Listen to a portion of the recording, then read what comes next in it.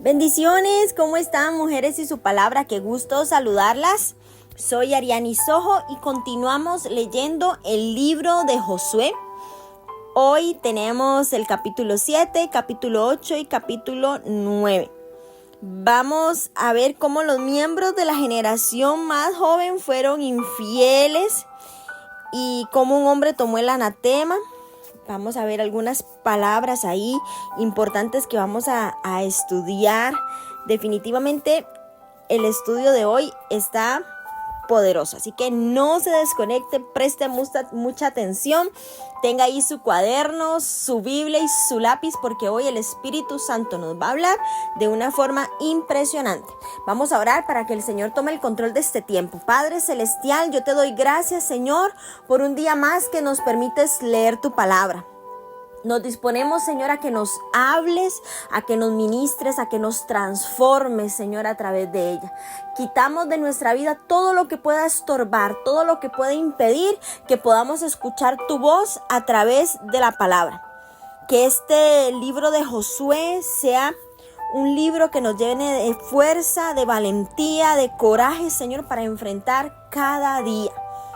Háblanos, Señor, estamos listas, prestas, atentas para escuchar tu voz. En el nombre de Jesús, amén y amén.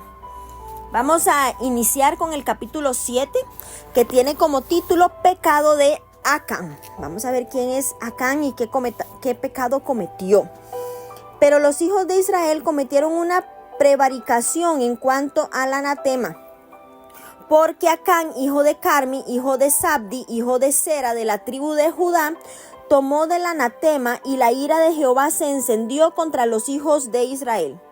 Después Josué envió hombres desde Jericó a Ai, que estaba junto a Bet-Aben, hacia el oriente de Betel, y les habló diciendo: subid y reconoced la tierra. Y ellos subieron y reconocieron a Ai.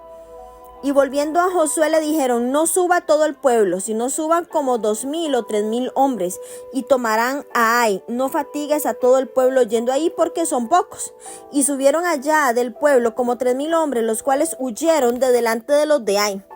Y los de Ai mataron de ellos a unos 36 hombres, y los siguieron desde la puerta hasta Sebarim, y los derrotaron en la bajada, por lo cual el corazón del pueblo desfalleció y vino a ser como agua. Entonces Josué rompió sus vestiduras y se postró en tierra sobre su rostro delante del arca de Jehová hasta caer la tarde. Él y los ancianos de Israel echaron polvo sobre sus cabezas. Y Josué dijo: ¡ay, Señor Jehová! ¿Por qué hicisteis pasar a este pueblo del Jordán para entregarnos en las manos de los amorreos, para que nos destruyan? Ojalá nos hubiéramos quedado al otro lado del Jordán. ¡Ay, Señor! ¿Qué diré ya que Israel ha vuelto la espalda delante de sus enemigos? ¿Por qué los cananeos y todos los moradores de la tierra oirán y nos rodearán y borrarán nuestro nombre de sobre la tierra? ¿Y nosotros? ¿Qué harás tú a tu grande nombre? Y Jehová dijo a Moisés: levántate, ¿por qué te postrarás así sobre tu rostro? Israel ha pecado y aún han quebrantado mi pacto que yo les mandé. Y también han tomado anatema y hasta han hurtado, han mentido y aún lo han guardado entre sus enseres. Por esto los hijos de Israel no podrán hacer frente a sus enemigos, sino que delante de sus enemigos volverán la espalda, por cuanto han venido a ser anatema. Ni estaré más con vosotros, si no destruyereis el anatema de en medio de vosotros. Levántate, santifica al pueblo y di: santificaos para mañana, porque Jehová, el Dios de Israel, dice así: anatema hay en medio de ti, Israel. No podrás hacer frente a tus enemigos hasta que hayáis quitado el anatema de en medio de vosotros. Os acercaréis pues mañana por vuestras tribus, y la tribu de Jehová tomaré, se acercará por sus familias, y las familias que Jehová tomare se acercará por sus casas. Y la casa que Jehová tomare se acercará por los varones, y el que fuere sorprendido en el anatema será quemado, él y todo lo que tiene, por cuanto ha quebrantado el pacto de Jehová y ha cometido maldad en Israel.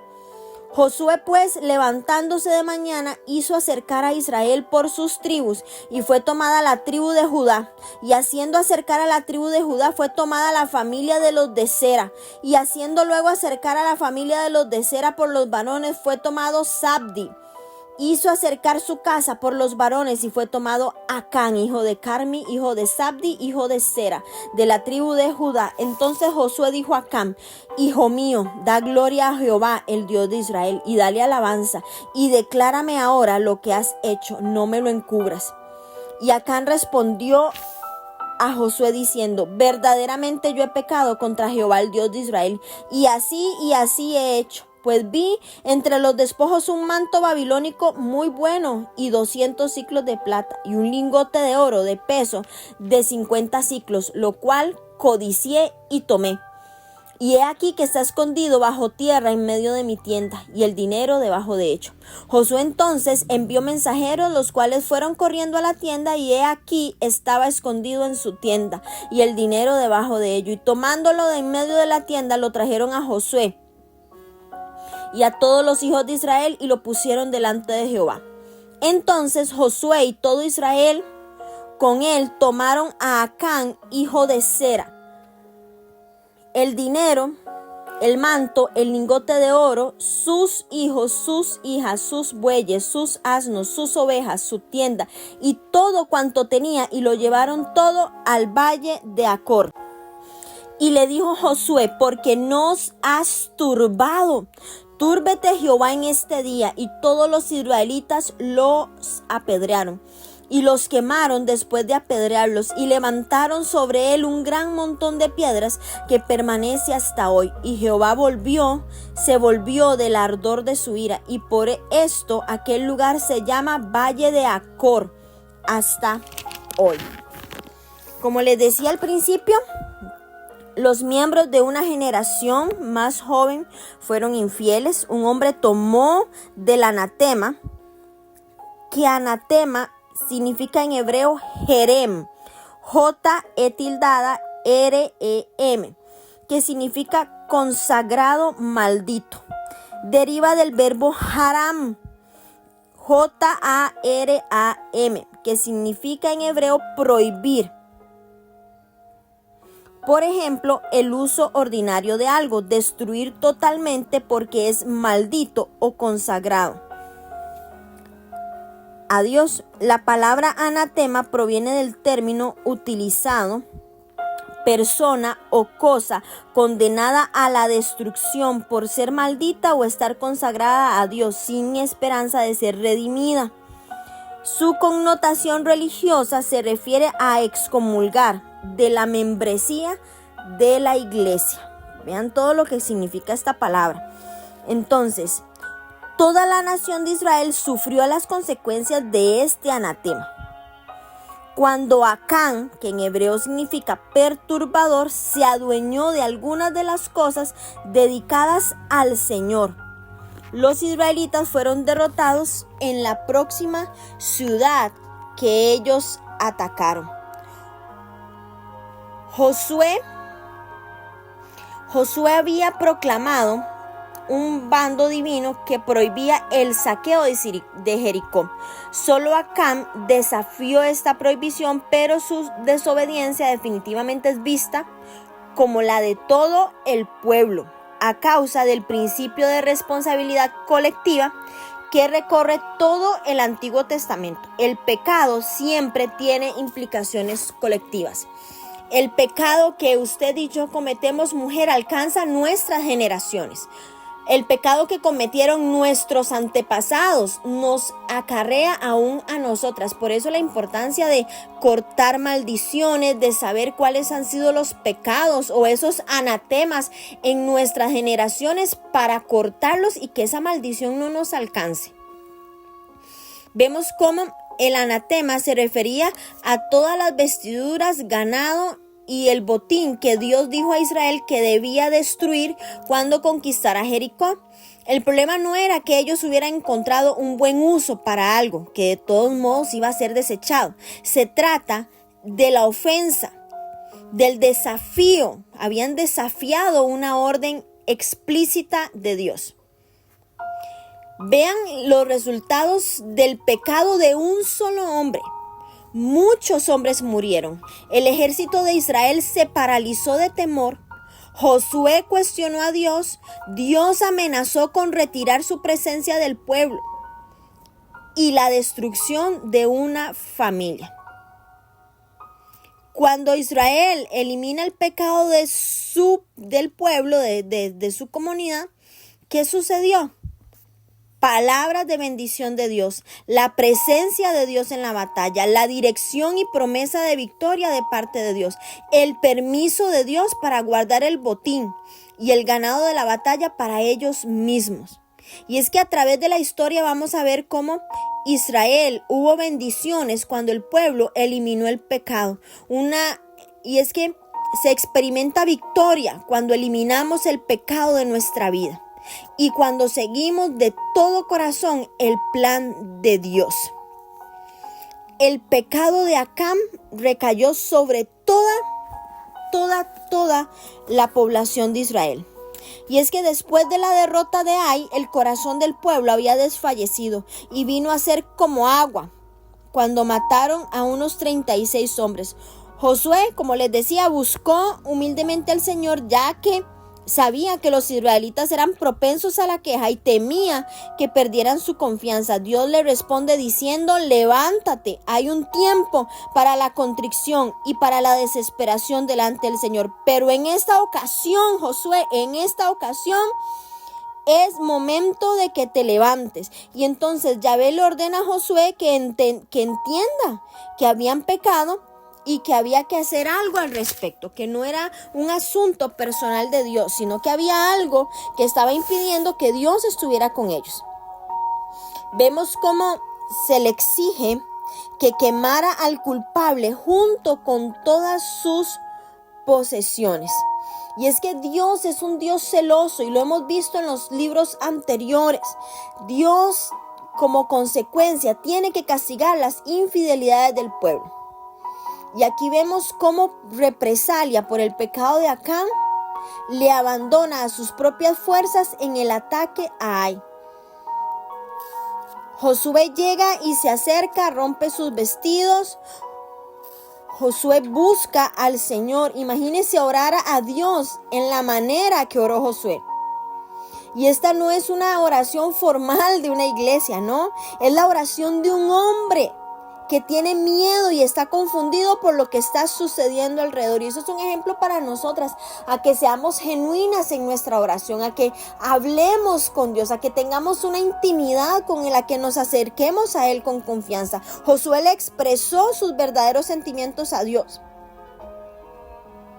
Porque si esconde sus necesidades de Dios, está ignorando al único que realmente le puede ayudar. Y Dios recibe nuestras oraciones sinceras y desea que nosotras le expresemos nuestros verdaderos sentimientos. Cualquiera de nosotras mujeres puede volverse más sincera en la oración al recordar que tenemos un Dios que es omnisciente. Él todo lo sabe y es omnipotente, todo lo puede. Y que su amor dura para siempre. Cuando tenemos claro eso, cuando se nos ha revelado eso a nuestra vida, podemos orar sinceramente, orar genuinamente, sin tanto. A veces oramos tan formalmente, esa es la palabra, formalmente, que pareciera que estamos hablando con alguien que no conocemos. Tenemos que acercarnos a nuestro Padre, somos sus hijas. Tenemos que orar con autenticidad. Aunque el pecado de Acán se cobraría su vida, la exposición y el juicio de dicho pecado restaurarían la pureza del pueblo. La declaración de Acán presenta las características de una confesión verdadera. Él estuvo de acuerdo con el Señor. Él admitió que su pecado era una ofensa contra Jehová, el Dios de Israel, y explicó con sinceridad sus actos y de manera específica confesó el pecado que se había gestado primeramente en su corazón. Él dice, lo cual codicié. Recuerden que todo nace en el corazón. Nace en nuestro corazón esa semillita, se convierte en un pensamiento, se convierte en una palabra y seguidamente después de que nosotros confesamos ese pensamiento se convierte en una acción. Por eso la palabra dice, guarda tu corazón, porque de él mana la vida. Este hombre entregó lo que había tomado, permitiendo que lo vieran y lo quitaran de su presencia. Y la confesión de Acán siguió un patrón realmente de arrepentimiento, un cambio de mente y de corazón mediante la contrición del alma. Sin embargo, y lamentablemente, esto llegó demasiado tarde. ¿Por qué? Porque llegó hasta que lo descubrieron. No fue que él llegó y lo confesó antes. Él no se acercó a Josué y le dijo, Josué, codicié algo y aquí lo tengo. Necesito expiación. No, hasta que a él lo descubrieron, y hay una gran diferencia, hasta que lo descubrieron fue que él confesó. Esa es la diferencia y Dios desea que nosotras confesemos nuestro pecado, que nosotros confesemos nuestro anatema, que vengamos a Él confesando lo que hay con un corazón arrepentido, no que esperemos a que el enemigo saque a la luz nuestro pecado, a que el enemigo nos avergüence frente a todos y ahora sí nos arrepentimos. Tenemos que confesarlos antes de que el enemigo saque las cosas a la luz. Para Dios el pecado es algo sumamente grave. El pecado produce muerte. El castigo severo y completo de Acán les recordó a los israelitas la naturaleza del pacto de Dios con su pueblo y las consecuencias de su infidelidad y de su desobediencia. Dios le dice al pueblo, santifícate.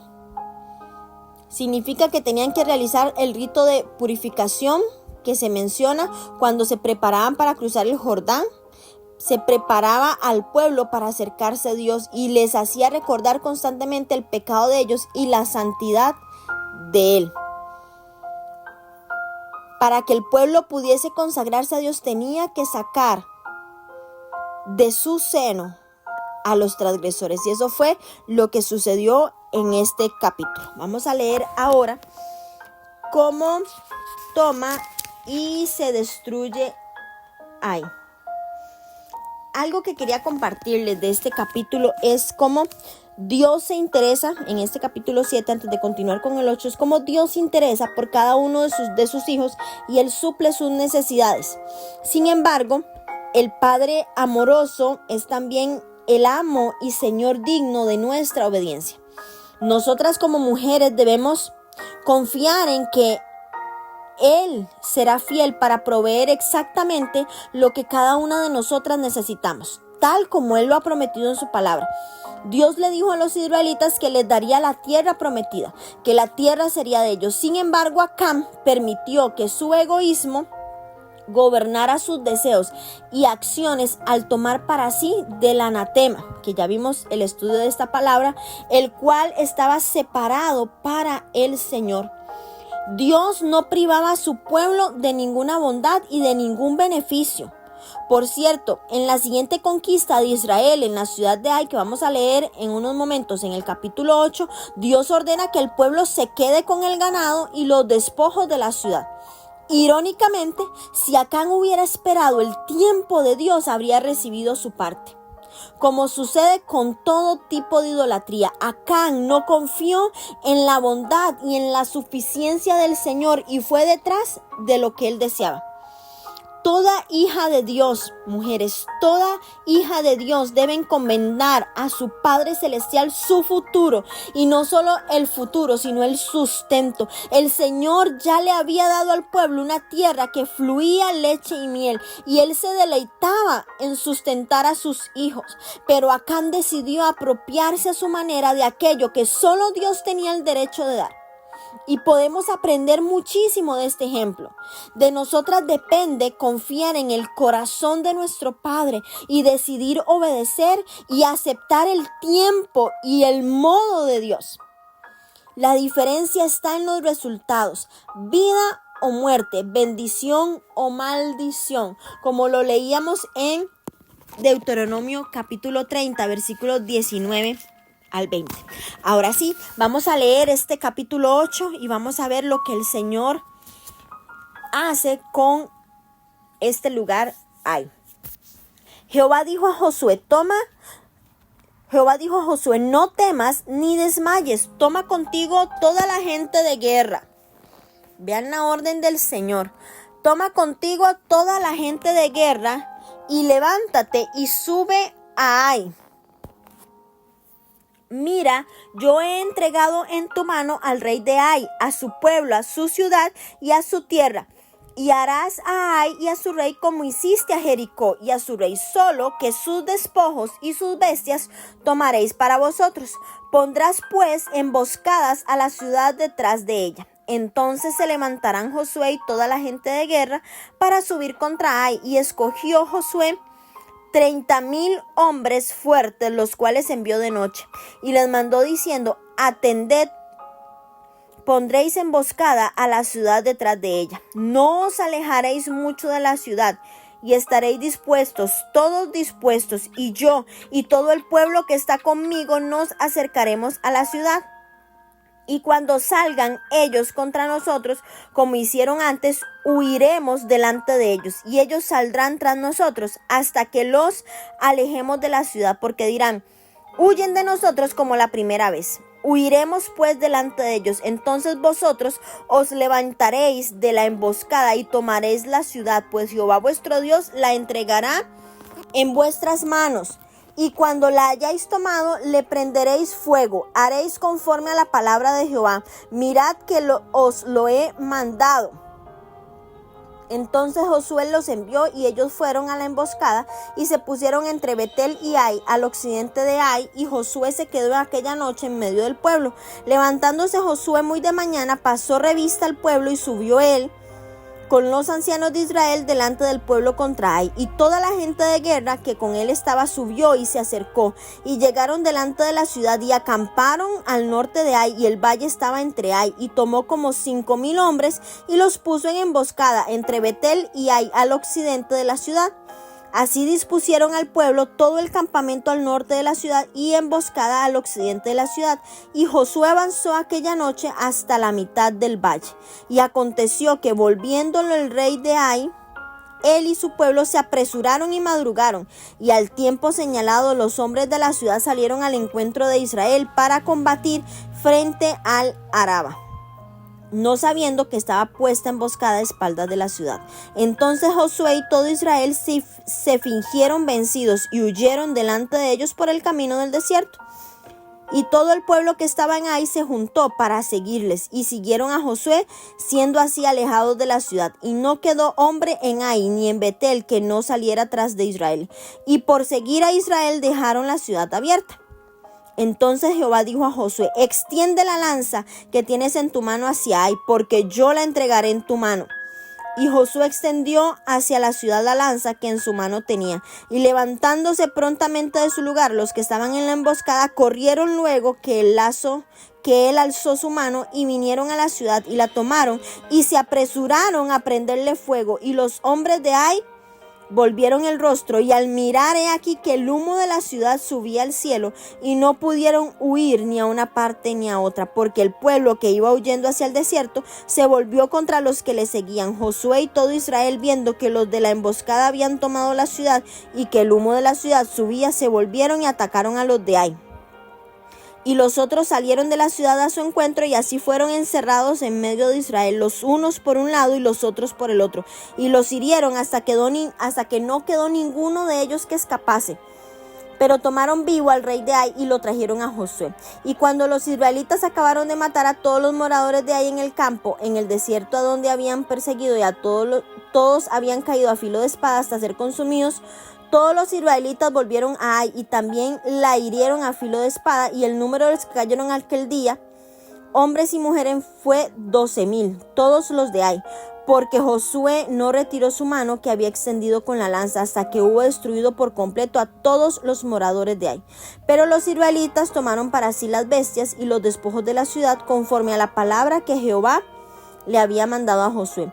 Y Josué quemó a Ai y la redujo a un montón de escombros, asolada para siempre hasta hoy. El rey de Ai lo colgó de un madero hasta caer la noche. Y cuando el sol se puso, mandó a Josué que quitasen del madero su cuerpo y lo echasen a la puerta de la ciudad. Y levantaron sobre él un gran montón de piedras que permanece hasta hoy.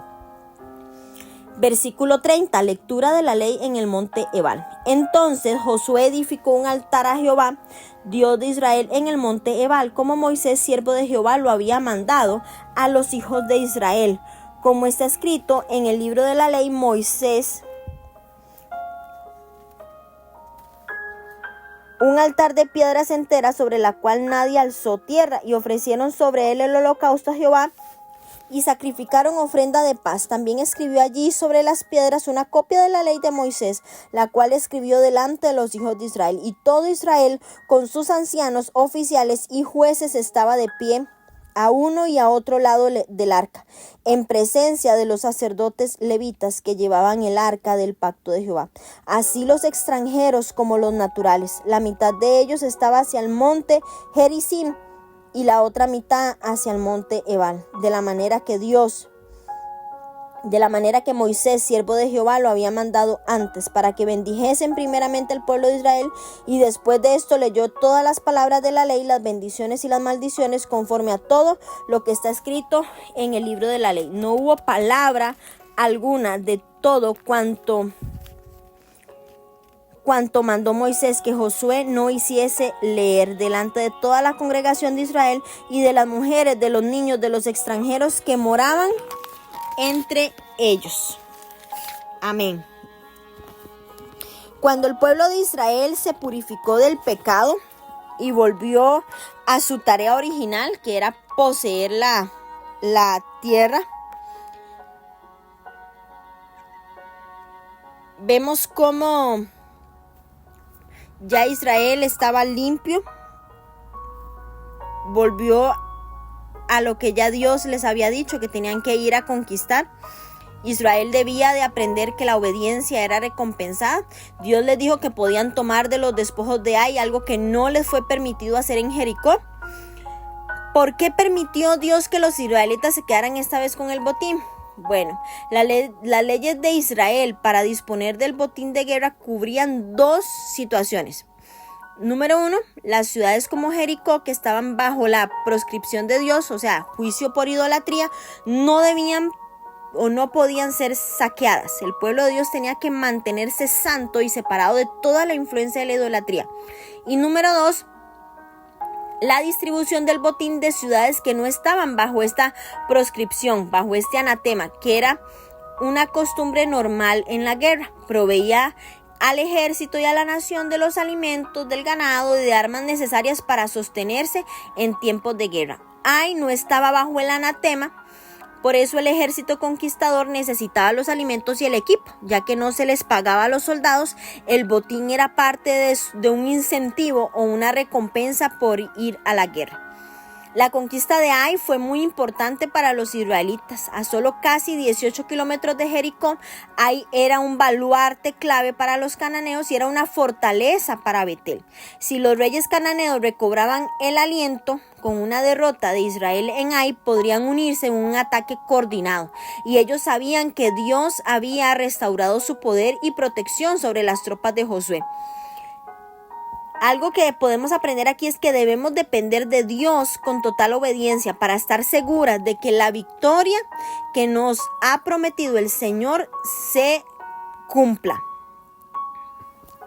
Vemos cómo las tácticas nocturnas de Josué eran lo suficientemente visibles como para poner en movimiento al rey de Ai y a su pueblo, quienes madrugaron y salieron al encuentro de Israel. Betel y Ai estaban a 3 kilómetros una de la otra, pero solo Ai fue conquistada. Betel cayó más tarde en manos de Israel. El Señor le dio la victoria a Josué. La derrota de ayer se convirtió en la victoria de hoy. Una vez que se resolvieron los problemas del pecado, después del perdón, siempre viene una victoria adelante. Y esto es clave para nosotras. Siempre debemos de examinar que no haya pecado oculto en nuestra vida. ¿Por qué? Porque el pecado trae muerte. El pecado trae derrota a nuestra vida y a nuestras familias, a nuestras generaciones. Examinémonos siempre. Confesemos el pecado. ¿Por qué? Porque cuando hay confesión de pecado, vamos a recibir perdón y vamos a obtener la victoria. Con la guía de Dios podemos evitar desanimarnos y ser consumidos por la culpa, por la vergüenza. Y no importa cuán difícil parezca recuperarse de una caída como esa, de un traspié ocasionado por el pecado, una de esas carnitas al aire, como dicen algunos. Es difícil levantarse de eso, pero debemos de renovar nuestros esfuerzos, mujeres, por llevar a cabo la voluntad de Dios. Tenemos que confesar nuestros pecados. ¿Para qué? Para que Dios nos dé perdón y nos pueda dar la victoria. Vemos cómo capturaron al rey de Ai vivo y no constituyó una violación al mandato de Dios. Todo lo contrario, perseguía darle realza a su muerte y lo colgaron de un árbol y exhibieron su cuerpo, y de esa manera indicaba una maldición divina y le demostraba a los otros pueblos lo que el Dios de Israel era capaz de hacer.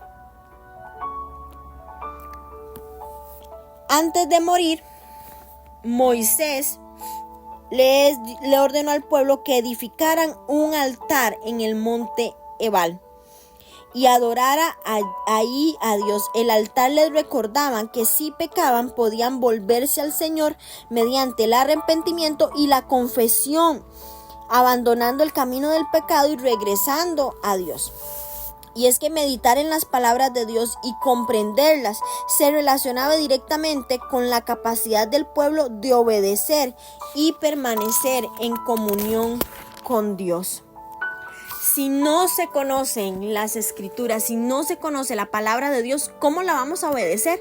Dios sabía eso y por eso Él les ordenó que las leyeran, que las escucharan. ¿Por qué? Porque así iba a afirmar la palabra de Dios en el corazón de las personas y el pueblo iba a obedecerle y permanecer en comunión con Él. Vamos a leer el último capítulo de hoy, que es el capítulo 9, que tiene como título Astucia de los Gabaonitas. Vamos a ver cómo nos da una introducción de lo que van a ser el capítulo 10 y el capítulo 11 también. Dice la palabra así: cuando oyeron estas cosas todos los reyes que estaban que estaban a este lado del Jordán, así en las montañas como en los llanos y en toda la costa del mar grande delante del Líbano, los heteos, los amorreos, los cananeos, los fereceos, los heveos y los jebuseos se acercaron para pelear contra Josué e Israel. Mas los moradores de Gabaón, cuando oyeron lo que Josué había hecho a Jericó y a Ai, usaron de astucia, pues fueron y se fingieron embajadores y tomaron sacos viejos sobre sus asnos y cueros viejos de vino rotos y remendados y zapatos viejos y recocidos en sus pies, con vestidos viejos sobre sí, y todo el pan que traían para el camino era seco y mohoso. Y vinieron a Josué al campamento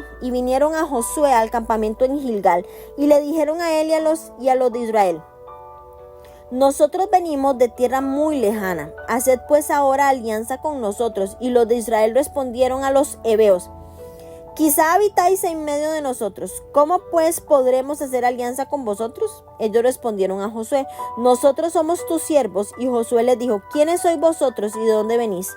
Y ellos respondieron: tus siervos han venido de tierra muy lejana por causa del nombre de Jehová tu Dios, porque hemos oído su fama y todo lo que hizo en Egipto, y todo lo que hizo a los reyes de los amorreos que estaban al otro lado del Jordán, a Sehón, rey de Hesbón, y a Og, rey de Basán, que estaba en Astarot, Por lo cual nuestros ancianos y todos los moradores de nuestra tierra nos dijeron: tomad en vuestras manos provisión para el camino, e id al encuentro de ellos y decidles: nosotros somos vuestros siervos, haced ahora alianza con nosotros. Este es nuestro pan, lo tomamos caliente de nuestras casas para el camino el día que salimos para venir a vosotros, y helo aquí ahora ya seco y mohoso. Estos cueros de vino también los llenamos nuevos, helos aquí ya rotos. También estos nuestros vestidos y nuestros zapatos ya están viejos a causa de lo muy largo del camino. Y los hombres de Israel tomaron de las provisiones de ellos y no consultaron a Jehová. Y Josué hizo paz con ellos y celebró con ellos alianza, concediéndoles la vida, y también lo juraron los príncipes de la congregación.